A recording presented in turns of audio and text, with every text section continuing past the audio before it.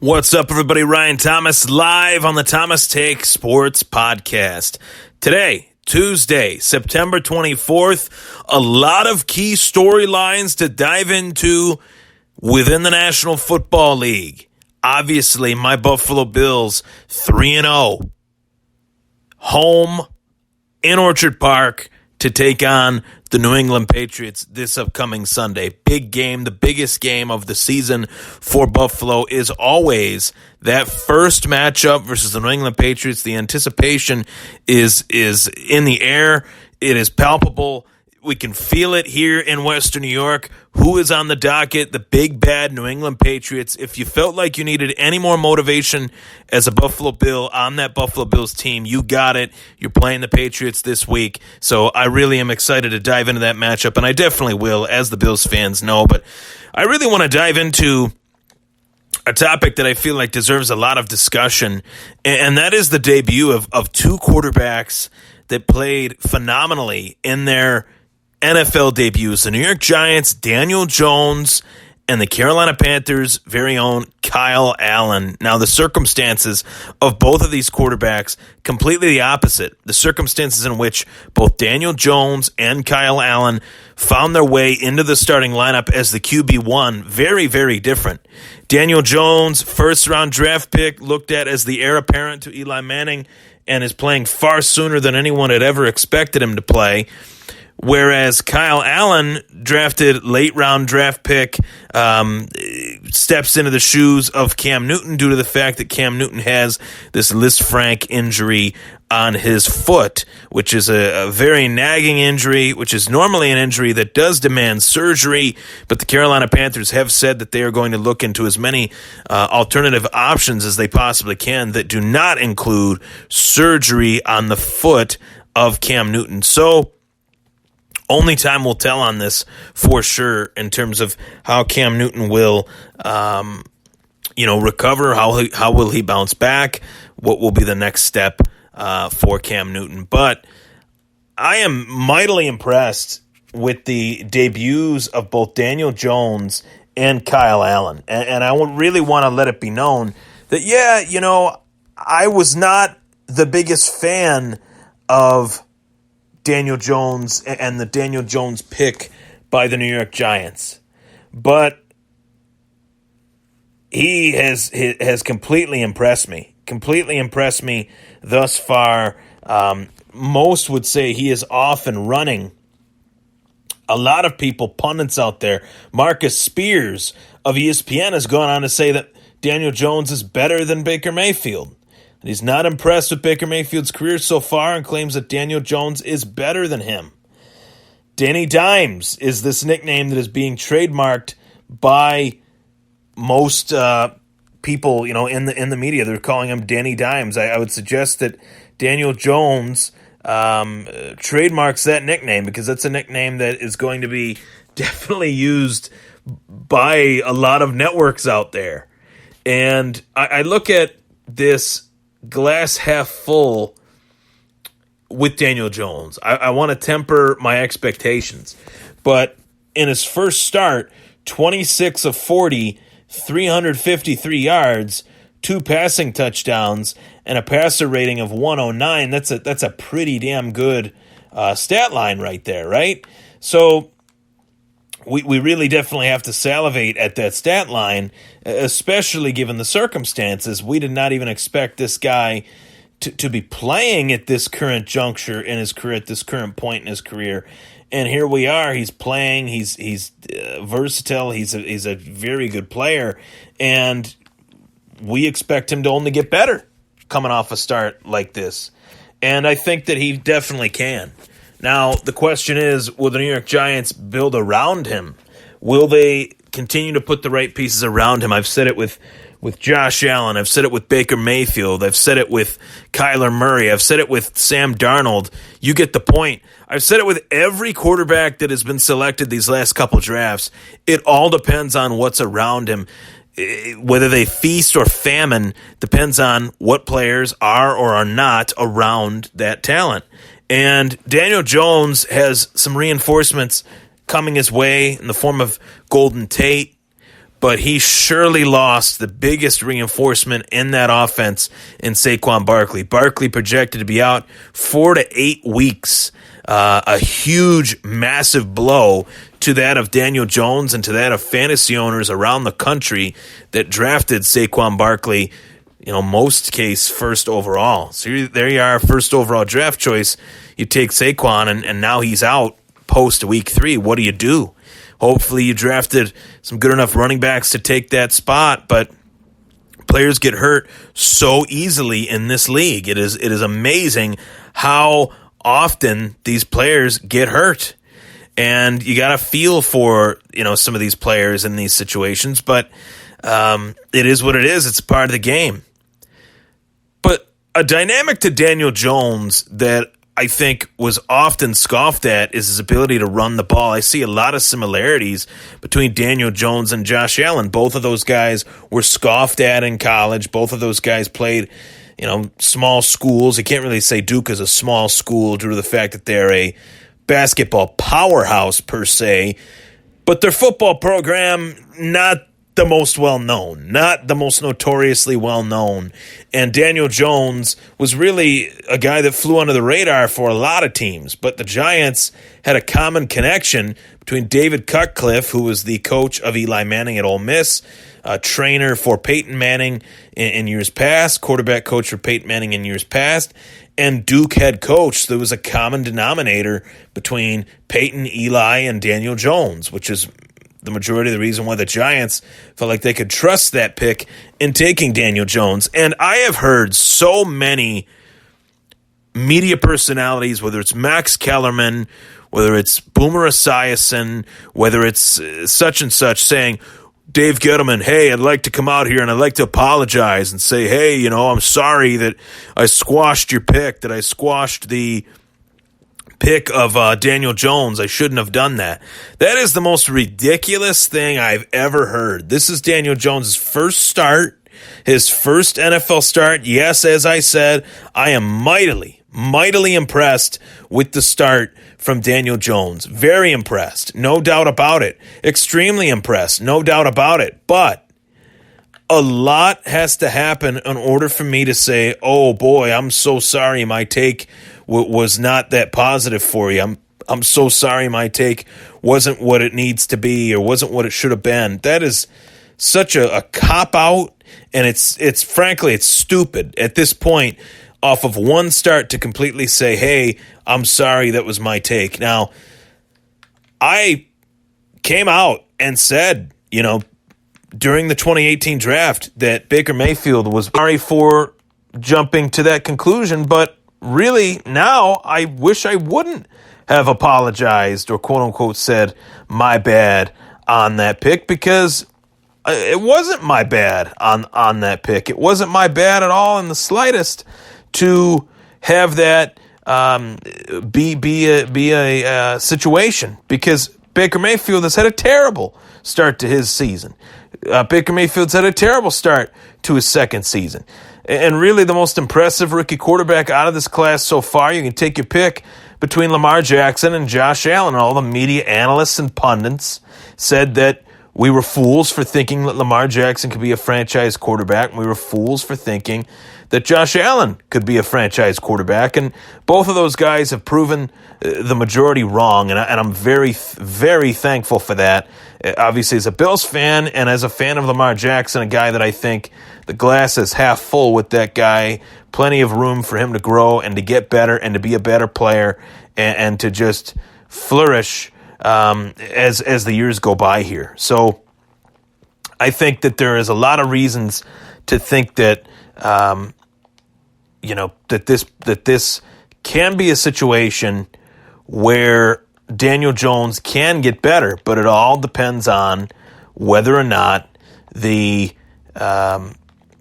Giants build around this young man. Whether they decide, hey, we are going to allow you to flourish in the best of ways. We're going to create a scenario where you will flourish and you will do your best. We will allow you to do your best within this roster, within this team, and we'll go from there. And if they don't do that, then he won't succeed. He will not become the player that he needs to become in order to be what he wants to be. If the Giants refuse to build around a player like Daniel Jones, then he won't be that. He won't be the franchise guy that they want him to be. And that goes for any quote-unquote quarterback that people think could be the face of a franchise. It won't go that easily. It won't go that well in the case of Daniel Jones and in the case of the New York Giants. I really hold up the belief that you're only as good as the team that builds around you. If they refuse to build around him, he won't get better. And I definitely think we got to temper our expectations here, saying that, Daniel Jones is a bust or Daniel Jones is a franchise guy. I'm not saying either one of those things, but he definitely has legit skill.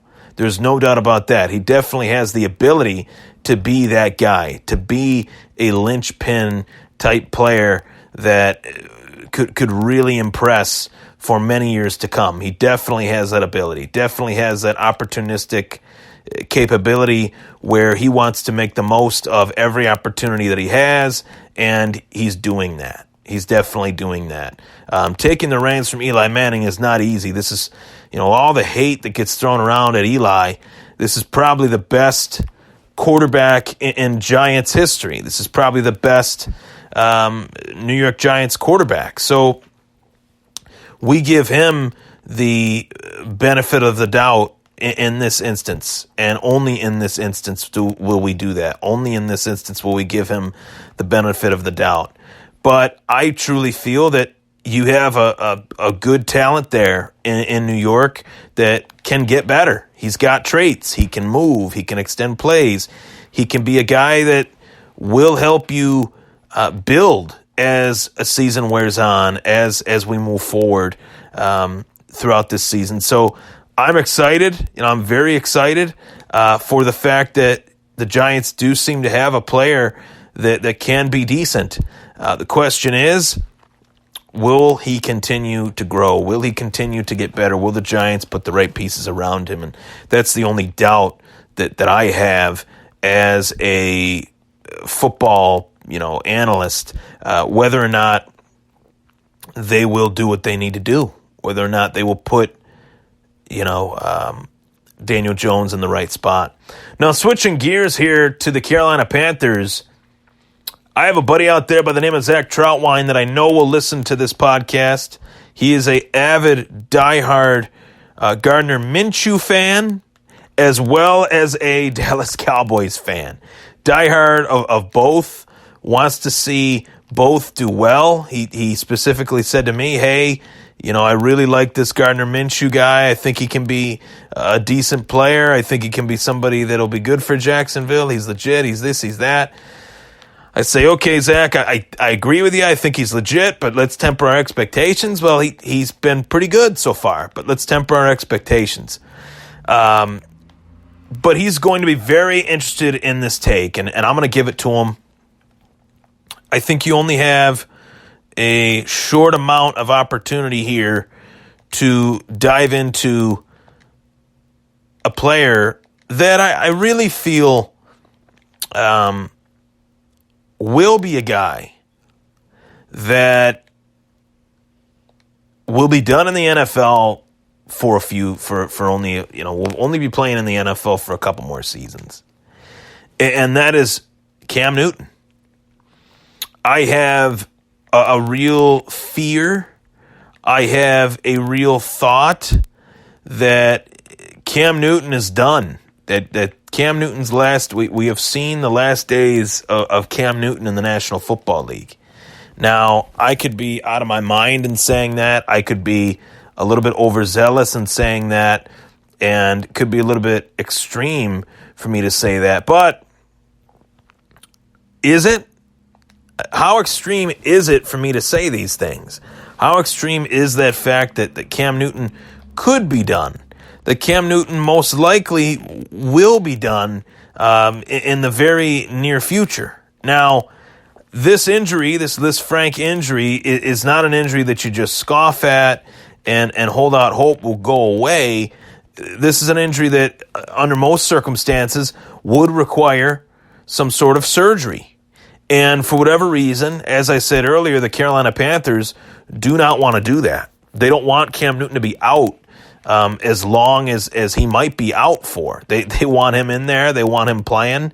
And they want him to be somebody that will get the opportunity to come back this season because they feel like they still have a salvageable season. Well, that might be their first mistake, thinking that their season is salvageable at this point, because this season has been a complete and total disaster for the Panthers as far as their expectations compared to the reality. Their expectations, I thought, and I'm pretty sure I'm right on this, are that of we are going to get better. We're going to be in the playoffs. We're going to be in the hunt at the very least. I don't know if any of those things are going to come to fruition with what has taken place this season. The offense looks lost. The offense looks one-dimensional. Christian McCaffrey has been shut down in these first couple weeks to an extent throughout the season. First week was phenomenal. Week 2, week 3, not so much. And as a fantasy owner of Christian McCaffrey, I'm a little bit frustrated, to be quite honest. I want to see him do well. I want to see him do better, and I don't think that's going to happen at this current point. With the fact that he is keyed on, Christian McCaffrey is keyed on. 8 men in the box, 9 men in the box. Well, maybe not, because Kyle Allen really stepped up. I don't know if there is a true relation to Josh Allen. They've made a joke that there is. I don't know if there is, but I really like this kid. If for as much as Zach likes Gardner Minshew, I like Kyle Allen. I think this guy is very good. He impressed me in his debut. 4 touchdown passes. That's nothing to scoff at. 4 touchdown passes to a supporting cast that he really didn't get to practice with. You got to think of it this way. As a QB2, you're not necessarily practicing with the ones. And Kyle Allen made the most of his practice time this week leading up to his first start. That is safe to say.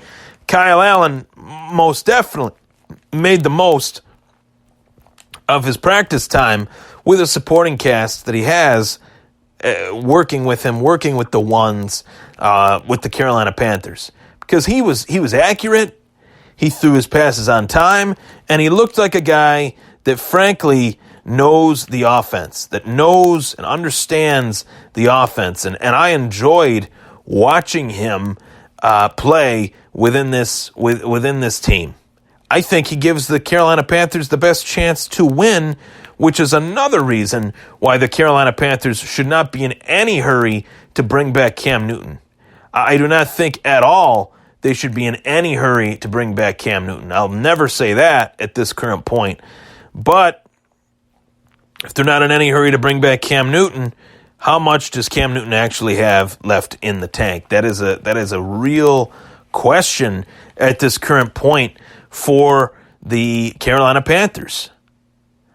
I look at Cam Newton now, I don't see him as a player that wants to play football. I don't see him as a player that has the desire that he used to have. I don't see a player that has as much fun as he used to have. And maybe that is because of his performance.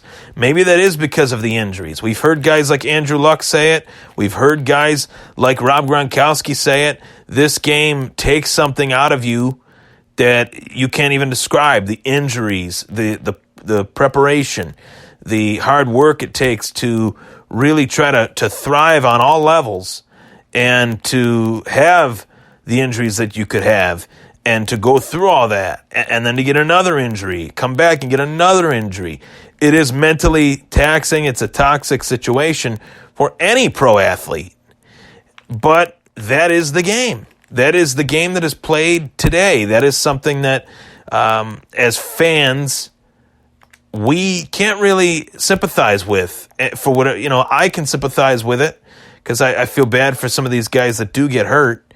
But at the same time, that comes with the territory. These guys know what they're getting themselves into. So for Cam Newton to have this situation where he doesn't look as confident, doesn't look as, I don't know what word, he just doesn't look dialed in anymore. I really have to wonder, is this the last that we've seen of Cam Newton? Is this it? Is this the end? And if it is, the guy, I feel like, was a little bit of an underachiever. I've always said it, one of the more talented quarterbacks in the National Football League. The things that this guy can do, not many can do. The things that Cam Newton can do are partially the reason why guys like Lamar Jackson and guys like Kyler Murray were drafted as high as they were drafted. The elusiveness of Cam Newton, the ability to create. I don't think many quarterbacks have that ability. And even Cam Newton on his worst day still has that ability. That's God-given talent from Cam Newton to us as fans. And I hope this isn't the end of the road for him, but I think the end of the road is sooner than people think. Far sooner than people think. And I hope I'm wrong, but that's just how I see it. But nonetheless, Daniel Jones and Kyle Allen mightily impressed me. They provided me, as a fan, with a moment that I definitely enjoyed. Daniel Jones forcing guys to eat some crow. Kyle Allen forcing guys to look up where Kyle Allen went to college. Where'd this guy come from? I like stories like that. We need more stories like that in the National Football League and less stories like that of stupid Antonio Brown.